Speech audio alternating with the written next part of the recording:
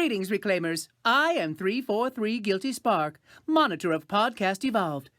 Protocol dictates that you must listen. Come, we have a wealth of knowledge to share with you, and you don't want to make my blue eye red. Do you, Reclaimers?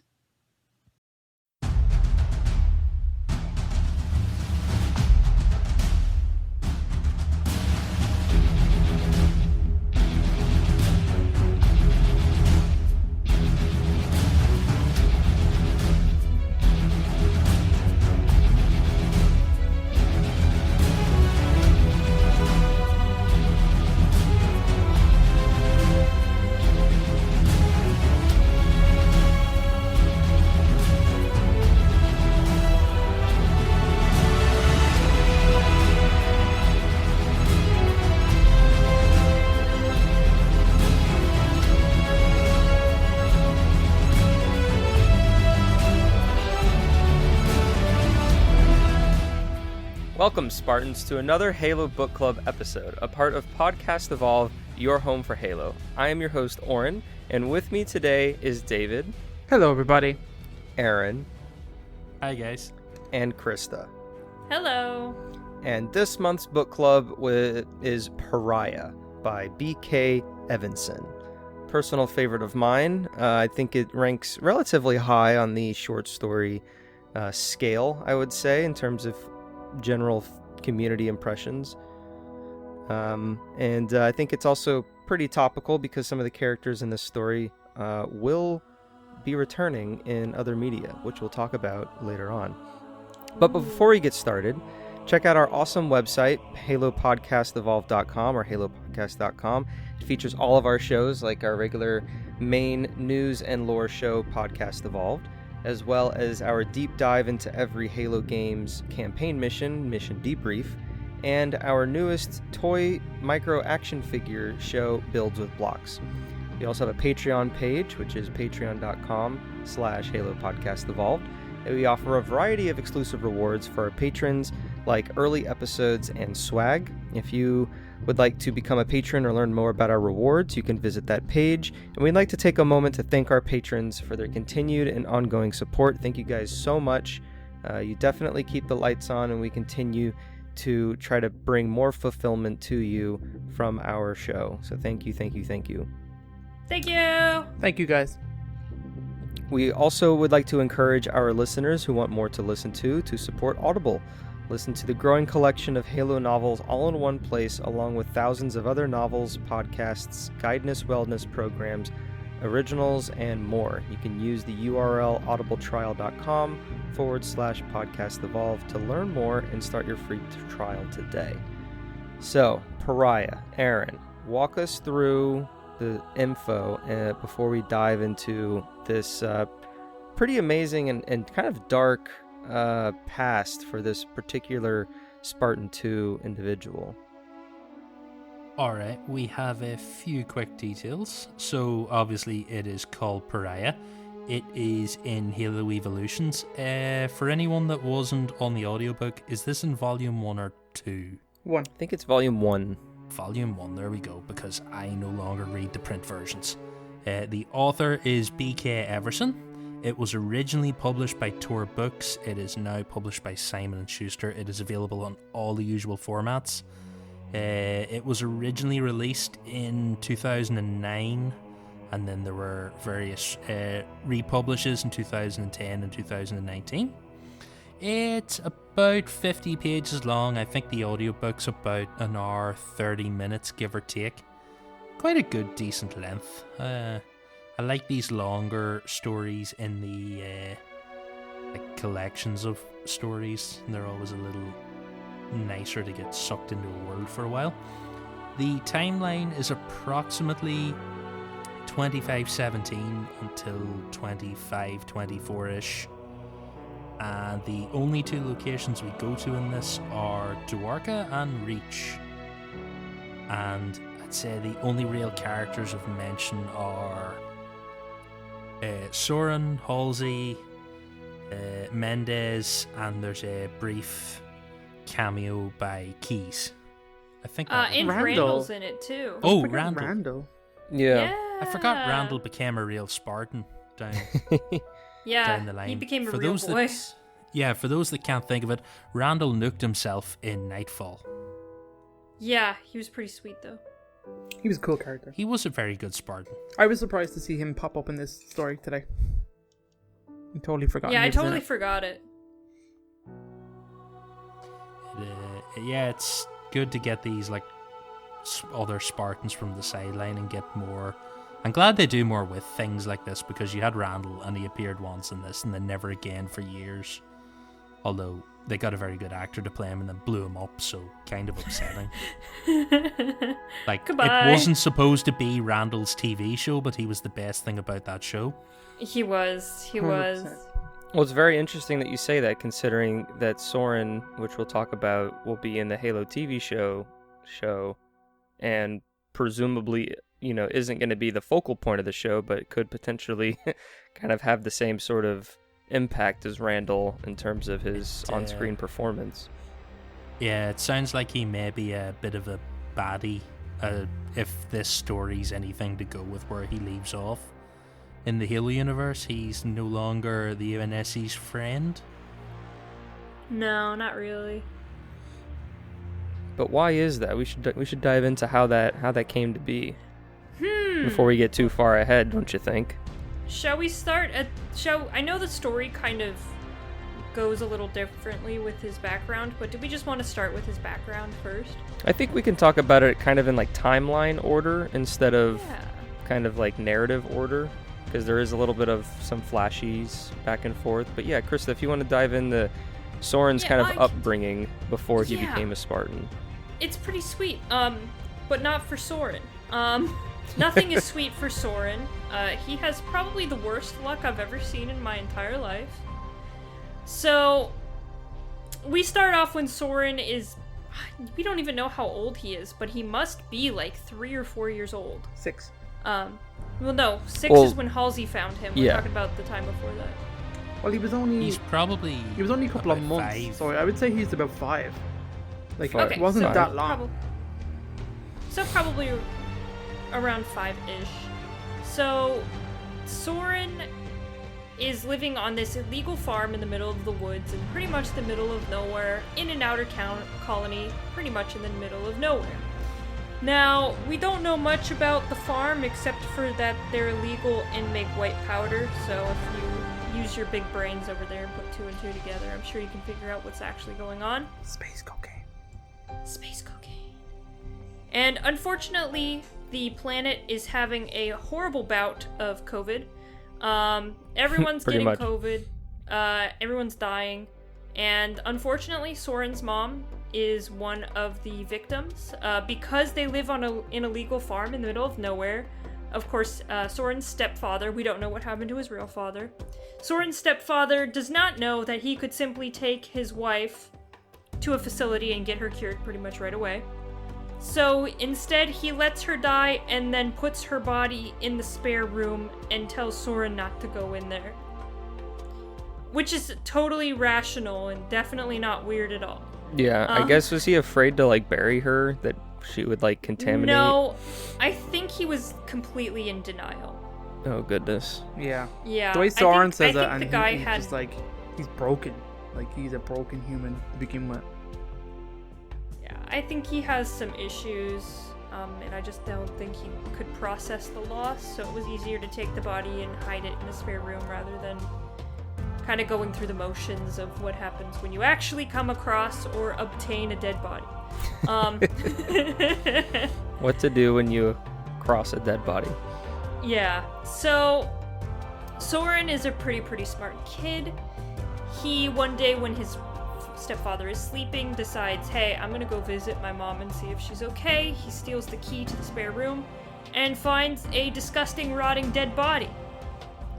Now, if you're a 5-year-old boy and you don't know much about life and stuff like that, and you find that your stepdad put your mom in a room and she is now dead, you might jump to some conclusions. And Soren jumps right to the conclusion of, my stepdad's a frickin' prick, and I'm going to stab him. And so Soren, like, it's this weird scene where he's like, he gets the sharpest knife he can, and he stands over his stepfather's bed, and he's just like, where am I supposed to stab someone to kill them?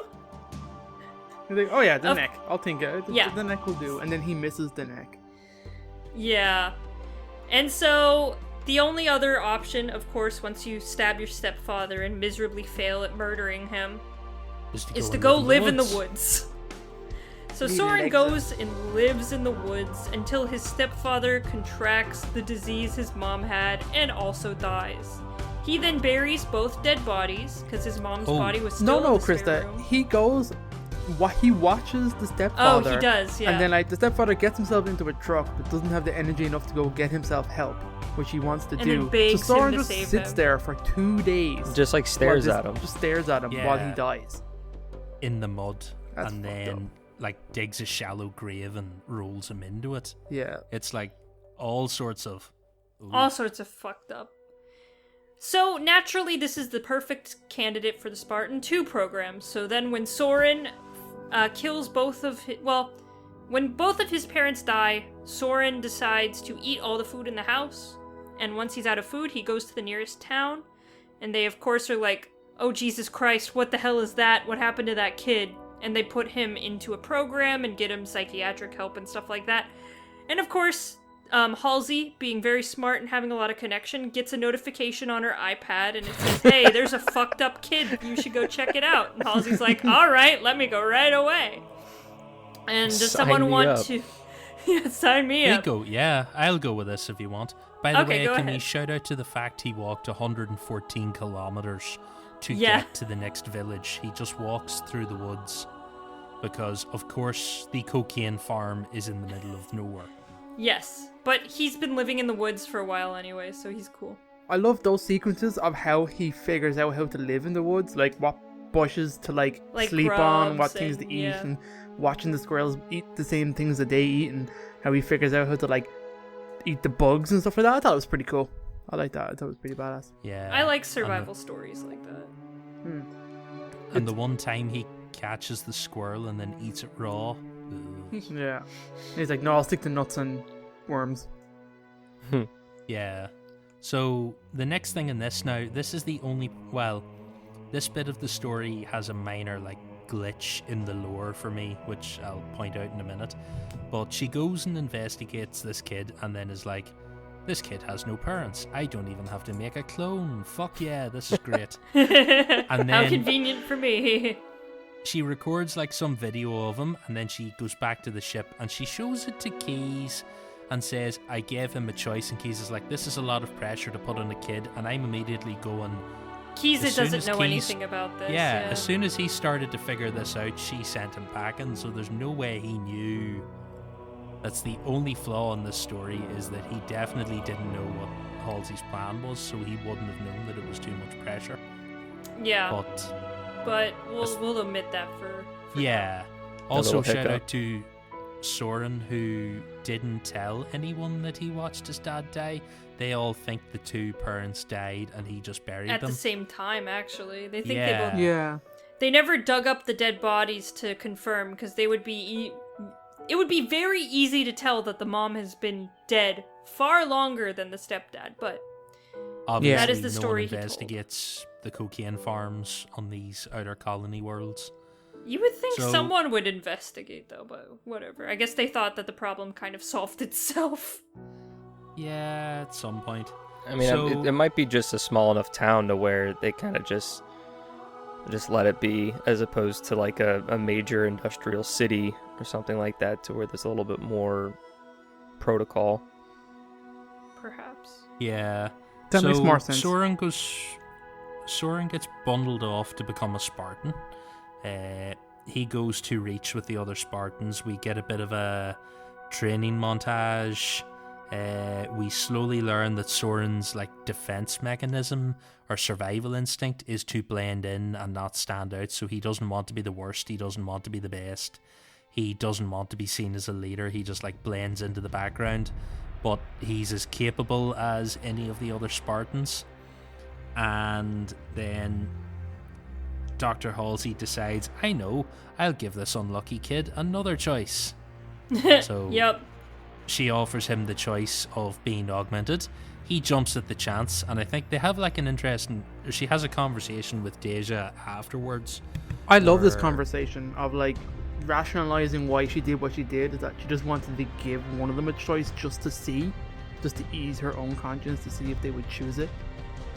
And Halsey does that a lot, Yeah. actually. I will say though, I do feel that it's kind of strange that I mean, I think Soren's the one outlier to where he seems to be like more developed than other 5-year-olds, but like would they really know that, you know, of the circumstances that she's really asking him to make a valid yes or no? No, of Well, course not. He doesn't He's even a have all little the... older now. No, but even like- even Deja says like you didn't give him all the information to make that decision. Oh well, that's true. Yeah, She- so I she feel like kind of tells him- Halsey's trying to find a way to calm herself, which I guess I like, but at the same time I feel like it's almost falsified given the circumstances, to where she's kind of cheating herself a little bit. Yeah. She like tells him he's the control in the experiment, and Deja's like, "That's not how controls work. You know Yeah. that." But she goes with it anyway, and then we get into Soren's like really funky lucid dream sequence. Yeah. It kind of the best I follow it is he's being chased by a creature in the woods, and the description of the creature turns out to be Soren, Yes. as we it's find out pretty much after it. he wakes up. So he has like this dream sequence where he's fighting and running from this thing, and then he realizes he's like semi-awake on an operating table, and he can kind of see the people around him, and then the doctors realize he's awake and freak out and like I think put him back under. This is during the middle of the augmentation as things have gone wrong, and Yep. then Soren starts to come around again, and he's in a room, he's strapped to a bed, he's in excruciating pain, and he immediately tears through the restraints, and like he notices everyone's moving too slow. He sees a doctor creeping up behind him with a needle, but he's moving too slow because Spartan time. He tears his restraints off and leaps off the bed, like fucks up all the doctors in the room, and then smashes, I think, through the wall, not through the door. He like Yeah. I he's thought it was the door. what has he got? He's got like one of his legs is badly fucked up and like almost curled under him, and then his other leg's not too bad, and his arms are mostly fine, but one of his hands has become the claw. So The claw. he like, yeah, he runs kind of on one good leg and one hand. He sort of helps himself along every few steps, but he's also super ripped. So like he's the strongest Spartan by far, but he's also And really the- fucked up. Well, and the reason that the problem with his augmentation was his body made too much muscle. So his body is malformed because there's so much muscle and the bone can't take it, and so the muscle pushed the bones in odd angles. So this guy is just muscle. Yeah, and then it sounds like the way that they stopped it, Halsey says, is they used the bone strengthening technique to like strengthen the bones to stop the twisting, but that left his body in a permanent state of muscle pulling on reinforced bone, so he's in a constant state of pain because his muscles want to twist his bones and his strengthened bones want to resist. And I'm like, that's just a really fucking nasty way to leave a person. I mean, what else is she gonna do? At least he's alive, I guess. Yeah. But then, like, I what I don't like is that, like, yeah, they do this, they put in all this work, and she even says, like, it took like 3 months he was in a coma, and then he woke up again. So, like, they put all this work into, like, looking after him, trying to fix him a little bit, and then they give him a desk job. It's just that's just so stupid. And I think at the very mean, end was of the it- story, and I'm jumping ahead, Halsey's like, that was a clear mistake, we could have done better here. But I didn't like that. I thought it was think I think the hope was for most of the Spartan-IIs that survived augmentation but were still alive was to wait until technology had improved enough to actually help them. Yeah, they really like should have medical told them technology? that, though. Do you know what I mean? Yeah, That would no, have gone they a did. long way into like preventing what happens next, essentially. Yeah, because all this downtime that he has. Basically, the end of it, he wakes up, he smashes his way through the base, he gets cornered and tranquilized, and then after a little rehab time, he gets on painkillers, and then he's given desk duty. I think he's, 16 at this stage? I guess so. 14 or 16. He's like, he's technically retired from active service now, and before he ever started. Yeah, So because he they can't. give him, They like uncertify him or something like that. yeah, so he's like on desk. But they don't. duty But they now. don't discharge him or anything because they still have him in the service. They just like Krista said, just throw or David just throw him as it's a desk job. Yeah, and then he's there for a while doing this, and then he starts to talk to Parch, the technician, and Parch, the technician, starts to feel him out with. He starts off with like light mentions of how the UNSC might not be doing the best that they could, and slowly over time he rolls up to full on, yeah, we should rob these motherfuckers and go help the insurrection. And slowly over time, Soren realizes his allegiance no longer lies with the UNSC. And like he thinks there's a chance kind he of can just do more. he kind of became the whisper in his ear to kind of like talk him into things, and the kind of growing sense that his desk job is no longer seemingly temporary and kind of just getting forgotten and phased out. I'm sure he's also hearing about like all the other Spartans and kind of like what he thinks they're going on, and they're able to do all the things that he was supposed to do. Kind of get this animosity towards the UNSC. Too many people in this novel seem to know who the Spartans are. Like, I Yeah, don't think the people that kind of in the happens. like, Well, granted, I got the impression that the desk jobs these guys were doing was within the Spartan program. That they weren't like outside of it, they were kept more or less within. That they're doing these desk jobs, and they're in reach, they're in these labs. He meets Randall in a corridor. So do you know what I mean? They're in the Spartan program, just not Spartans. Just You know what not I mean? active, But just not Yeah. active duty, or just in reserve or something. I don't Yeah, know. because he kind of has to be at that point, right? Because the Spartans are such a secret. It's not like Halsey could just show up to Oni and be like, "Hey, this guy washed out. Put him somewhere." I feel like having Parch in it though, with his like he has an AI and everything. I feel like there should have been more information out there about the Spartans if there was a man this far on the inside.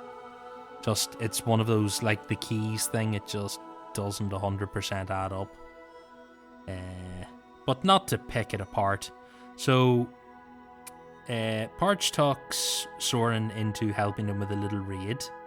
Now, someone work with me on this one, because I'm not 100% sure what they were stealing. They go to a geology research lab. They steal a case out of a cabinet. What were they stealing in the geology lab that was of help to the insurrection? I got the impression your man knew what was in the case, because he had access to this lab, to this room. He like deactivated the security measures, and even when Randall met him, he wasn't like, "What the hell are you doing in here?" He's like, "I'm supposed to be in here, just not at this time." And so I got the impression he knew what was in it, what they were stealing. But this was obviously like, Parch was obviously way higher up in the insurrection than just like, it wasn't like a crime of like passion or like the moment. Do you know what I mean? He was well. He's like planned. a deep mole. Yeah, like, yeah. He's in the thick of it, Yeah. as I don't opposed to know just in someone terms who's of- doing like reconnaissance. If it's geology and it's on reach and it's within the Spartan purview, then it's probably something from Halsey's lab underground. You know what I mean? It's probably Forerunner tech. You know what I mean? They just don't know what it is. Right. Space For the rocks. remainder of this story, I'm going to imagine that it's a shard. It's or probably the space same crystal. case Yeah. that that blue team get at the end of Shadows of Reach. Spoiler. Jeez. Oh, we did a book club on So, it. We don't let's know see, it's in that we case get- either, True. yeah, as of this true. recording anyway. We're really dating this episode by all these things Happy we're saying. Christmas. things. Yeah. Come on, That'll be all right. I'll Christmas! edit in like a It's disclaimer Christmas. here. So they're breaking into the cabinet to steal this. Randall walks up on them and has a little conversation, and they're like, yeah, of course we're supposed to be here. Absolutely, we'll go with you to check on the comm system. That's not a problem. And then Soren basically jumps him and puts him in a chokehold. And then while he's like suffocating Randall to pass out, Randall goes limp too quick, and Soren's still choking him. And then he realizes that Parch is like hitting him on the back, going like, I've shot him with a tranquilizer, you need to let him go before you kill him. So he releases Randall, and then he realizes like Randall isn't totally out, he's just kind of fighting the sedative. So they go and steal a longsword, and then comes what might be one of the most interesting interactions in this story, where they're in the longsword escaping, and Parch activates his AI, who's the worst fucking AI ever, because he appears, he's dressed as a pirate, he tries to help them, and they're like, like, what is it? They're telling them to surrender now, and he's like, you think they'd have told us that before they shot at us? And the pirate AI goes like, aye, they did, but I didn't think you lads really wanted to hear it. And then, like a short time later, they're like, maybe we should turn back. No, that last hit crippled us. It's been nice knowing yous lads. And he just fucks off again. And pieces out, yeah.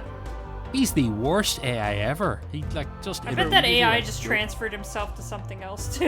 Yeah, it's just like, yeah, I don't need to be here. This is stupid. Do you think that might be because did Parsh like take the AI to like reprogram to be more like an insurrection AI, or is it or did he try to hijack that AI? Maybe like in that he had that AI ready, so whatever it was I'd imagine it's not even a full AI. I'm gonna guess it's like a shard of one of the insurrection AIs. Like it's probably a protocol, like a bit of BB. But what better to have an insurrection AI than a pirate one? If Parsh is able to, more or less capture an AI to try to use it for his cause, I feel like it's not going to be an overly smart AI compared to some of the other full ones that can just easily be reprogrammed like that. I don't know, I got a vibe that he came pre-equipped with it, like this is just, it's an insurrection AI. Or a bit of one anyway. So he pieces out, the longsword crashes, Parch, not wearing a seatbelt, gets splattered. No, his neck breaks. He may have been. I think it's just the G-forces. I think it's not necessarily he wasn't wearing his belt. I think it's just the G-forces is of he this dead ship. Before he hits the ground? Yeah, his neck breaks. And then there's no second body. So there's a conversation between Halsey and Mendez. I like that Mendez goes to light a cigar and Halsey gives him a look, and he's like sort of huffs, good, fine, and doesn't light it. And then they have a conversation about should we go and look for him. And I'd like to think search technology has come on a little bit better in all the centuries since, that they could track down a person in the woods on Reach. True, but I feel like they're making the parallel from Soren in the beginning of the story, being able to live off into the forest, to where he's like Mr. Forest Man, so that he crash landed at the edge of a forest, and now we have to go looking for him. Whereas this Halsey doesn't even want to go looking for him. It's not the case that we'll never find him. It's like, let's not even bother to try. Yeah. I mean, like, she pretty much says that there's no point, because if he doesn't want to be found, he's gone. Found. Yeah. Yeah. I wonder. I think there is a truth to that, though. I mean, unless you're using, because the forests on Reach are quite vast, so. I still think she's maybe soothing her conscience again. This is like offering him the choice to do the augmentation. She's now give him the chance to escape and go off and like live some sort of life. Yeah. Although, as Mendez points out, the insurrection now have access to a trained, partially augmented Spartan. I don't think they've got access to, as opposed to, because I got the impression it was just Parch who kind of knew who and what Soren was. And like, Soren has no context to go and like find the insurrection. He probably could if he wanted to, but also like the way Halsey described him as like he's just a confused child, as like he's not really an insurrectionist, as opposed to just being somebody who was mistreated and was just lashing out. So I don't know if like I think Parsh was just kind of like selling him the pipe dream, and that kind of Yeah. influenced him to do what he did. But it's not. Yeah, I think David's on the right track to where it's not like he signed up, so to speak, and he got his little intro book to then start being an insurrectionist. So he kind of is just doing whatever he's doing. Now, I mean, we'll see what kind of happens, but like, yeah, he's seemingly a kid again, just out in the woods trying to find his own path. Isn't it part of to like jump to the like speculation part of the podcast? Isn't it part of the character brief that he is like an enemy to the UNSC now in the future? I don't know. Is that defined? I do think it does kind of hint at that. It paints him that. in light of like an adversary to the Spartans. Here, I can go try to pull it up.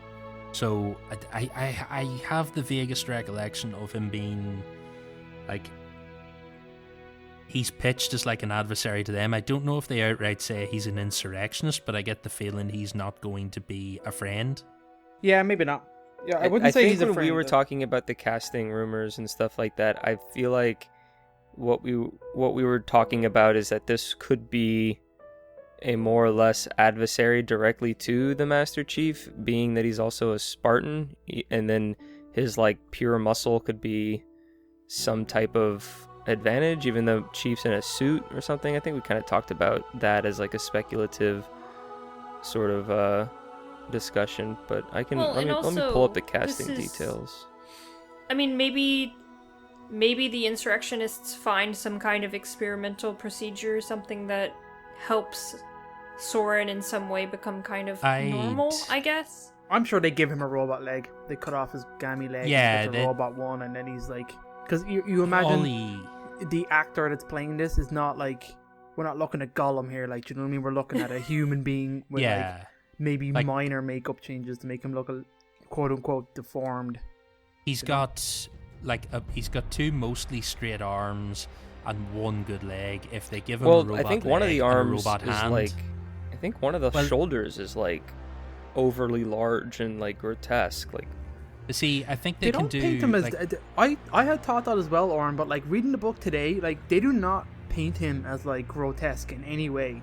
He just has literally a crappy ankle on one leg and a really weird second leg. His arms are both like equally fine, just big, and then he has like a finger that's turned into like a claw. It's just kind of weird and broken.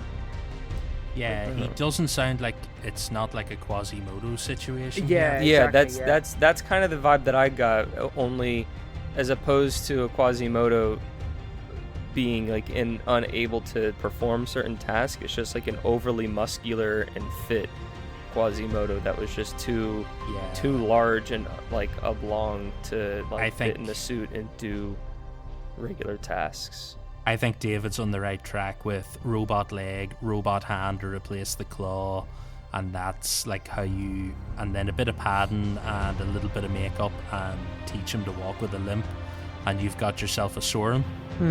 Yeah, and like he has all of the augmentations of a Spartan, so just fixing those things will give him the ability to wear Mjolnir and pretty much be a normal Spartan. Well, he probably wouldn't have access to any of that shit. Like if no, of course. No.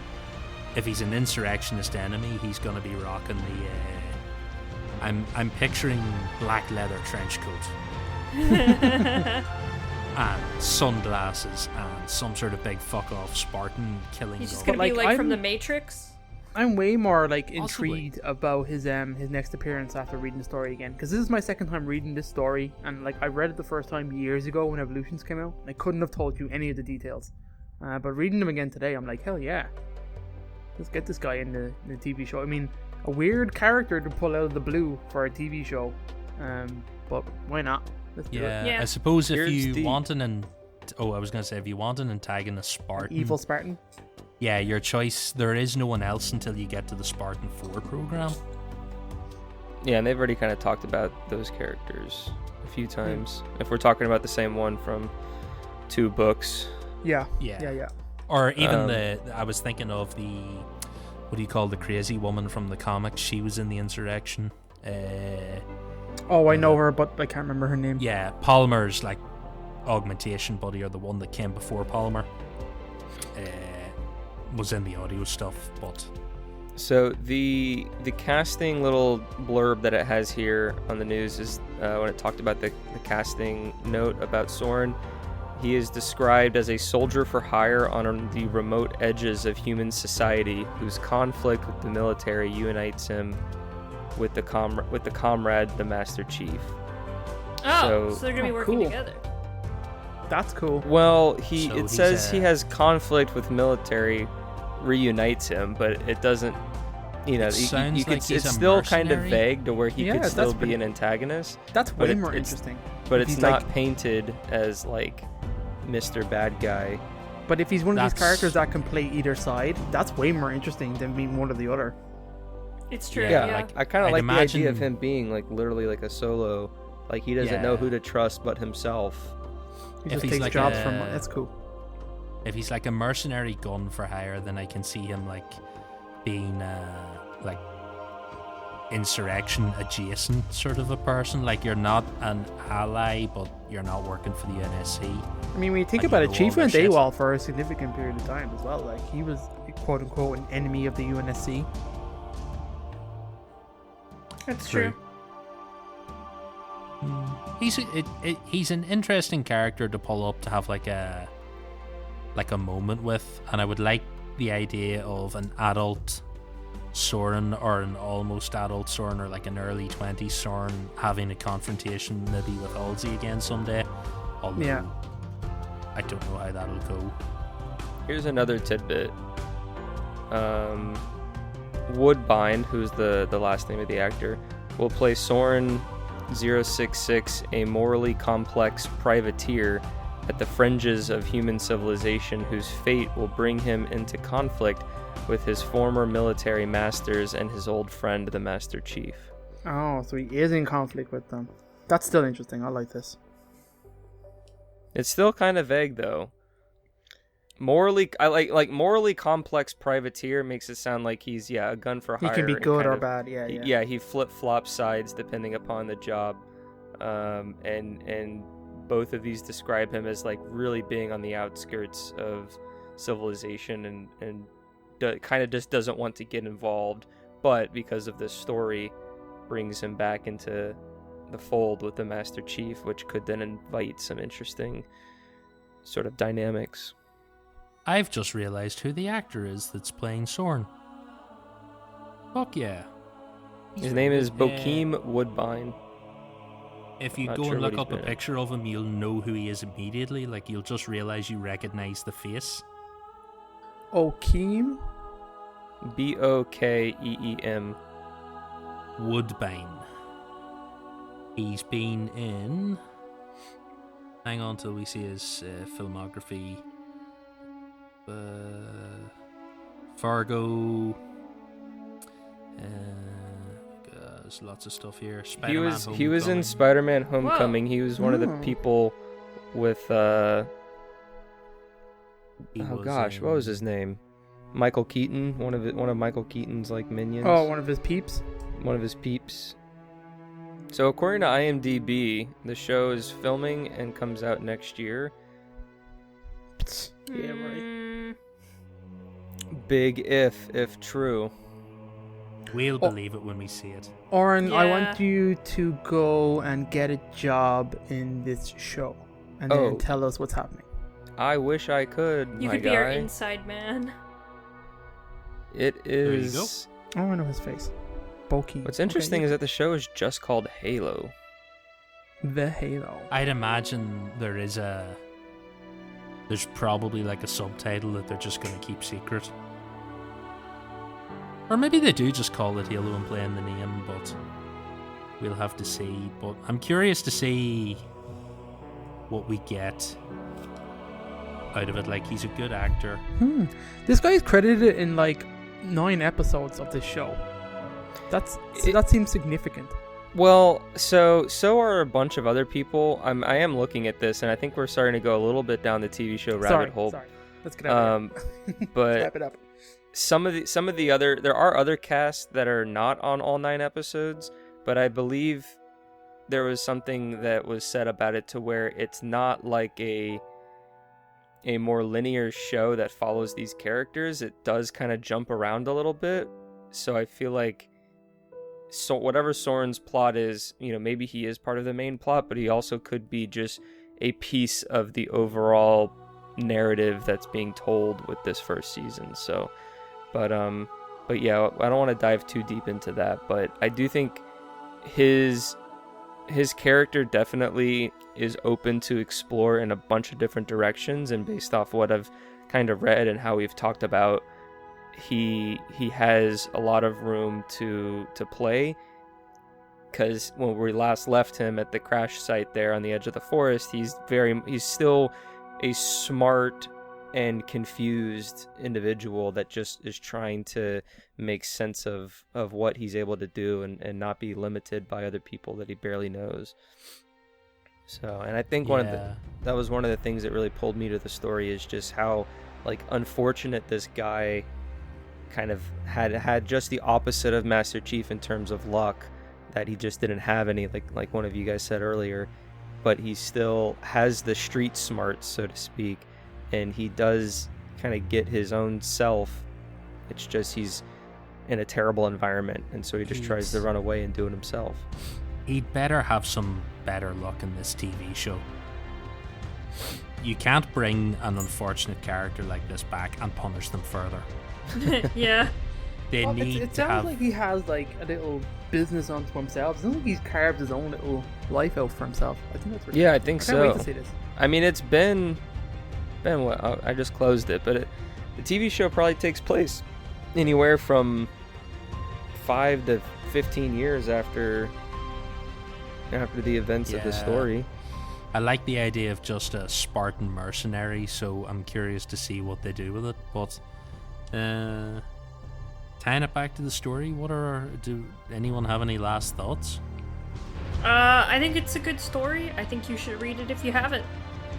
Yeah, it's definitely worth a read. Yeah, So. way more impressed reading the story a second time. And I like how relevant this is. It's pretty cool. It just sets up a tragic yet very interesting character. And obviously all the stuff we talked about with the show makes him way more interesting now. Because I'd forgotten that this dude was pretty much just still out there on Reach. I mean, I hope we get some kind of link between what happened after that crash, how he survived the glassing of Reach. Did he get off Reach before then? How long was he on Reach for?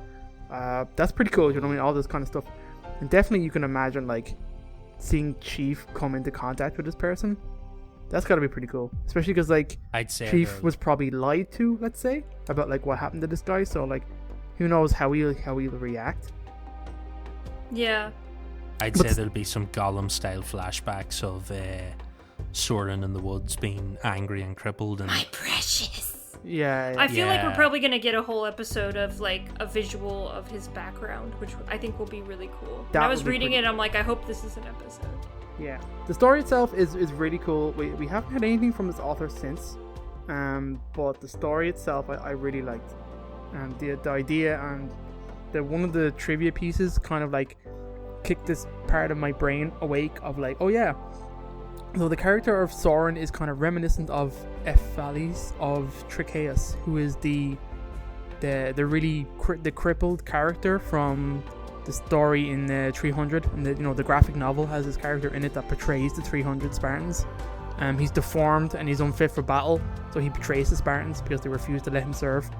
I thought that was cool. I thought that was really good. At that scene is where Mendes is telling him why he can't, and Soren kind of gets it, but at the same time is there's a job you could definitely find for me, and why he's so embittered. It really builds a really interesting character, and I can't wait to see him. Thought it was cool. I wonder, now that you've mentioned that trivia, I wonder is that where I get the vibe of him being an enemy from?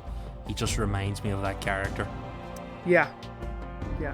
Right. Well, I think that will about cover it for this week's/month's book club. This is one of our holiday book clubs for 2020. Thank you all for joining us. That was Pariah from the Halo Evolutions short story collection. Like I said at the top of the show, listeners, you can find every episode of our Halo book clubs and the rest of our shows on our website, halopodcastevolve.com. Also on the website, we have links to our Discord server and Facebook groups if you want to participate in our communities, as well as our Patreon page and Xbox Live Club. If you want to leave us a voicemail about this episode or a previous episode, anything Halo related, you can give us a call at 205-EVOLVED, which is 205-386-5833. And with that, I have been your host, Oren, and until next time, everybody, evolved! Evolved. Evolved.